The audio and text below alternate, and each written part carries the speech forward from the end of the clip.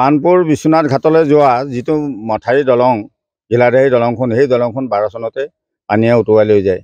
আমাৰ ইয়াৰ পৰা বিশ্বনাথ ঘাটল তেয়াৰীপাল গমিৰপাল একেবাৰে গড়পাল গোটেই ৰাইজে এই ৰাস্তা দিয়ে অহা যোৱা কৰে। ইয়াত অনেক মানুহ হাতী গড় চাবলৈ কাৰণে তেয়াৰীপাল গড়পালেদি ঘূৰি আহিবলগীয়া হয়। এই দলংখন বনাই দিলে আমাৰ ৰাইজে এতেদি গৈ পৰ্যটকেও আহি পেলাই এইফালেদি গৈ জনোৱাৰ চাবৰ কাৰণে বহুত সুবিধাজনক হয়। এতিয়া পানীৰ কাৰণে মানুহ বহুত দূৰ ঘূৰি ঘূৰি এই জনোৱাৰ চাবলৈ যাবলগীয়া হৈছে। দলংখন যাতে চৰকাৰে সোনকালে বনাই দিলে ৰাইজৰ বহুতখিনি সুবিধাজনক হয়। মৎস্যজীৱী ৰাইজৰতো মাছ চাছ মাৰিবলৈ যাবলৈ ৰাইজৰো সুবিধা হয়। খেতি পথাৰ কৰিবলৈ ইফালে নদীখন থকাৰ কাৰণে অনেক মানুহ যাব নোৱাৰে, গৰু গাই ছাগলী আনিব নোৱাৰে, যাব নোৱাৰে। দলংখন হৈ গ'লে ৰাইজৰ বহুত আনন্দিত হ'ব, ৰাইজৰ সুবিধাজনকো ভাল হ'ব। আৰু ঘিলাধাৰী নদীৰ দলংখন হয় প্ৰভু।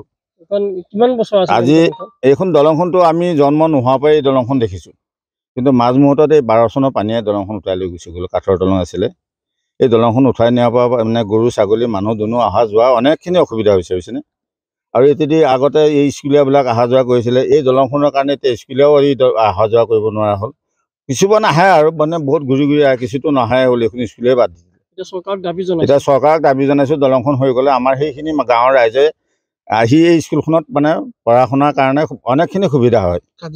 কাজিৰঙাৰ কাষৰীয়া যিখিনি ৰাইজ আছে, মথাউৰিৰ ভিতৰত যিখিনি ৰাইজ আছে, সেইখিনি ল'ৰা ছোৱালী আমাৰ এইখন স্কুলতে পঢ়ি আছিলে। এতিয়া তাৰপৰা কিছুমানৰ চাইকেল টাইকল আছে, তেওঁলোকৰ হয়তো ঘূৰি আহিছে, কিছুমানে আৰু আহিবলৈ বাদ দিলে। আৰু চৰকাৰক এইটোৱে অনুৰোধ জনাব দলংখন যাতে অতি সোনকালে হৈ যায়, আমি সুখী হ'ম, ৰাইজেও সুখী হ'ব।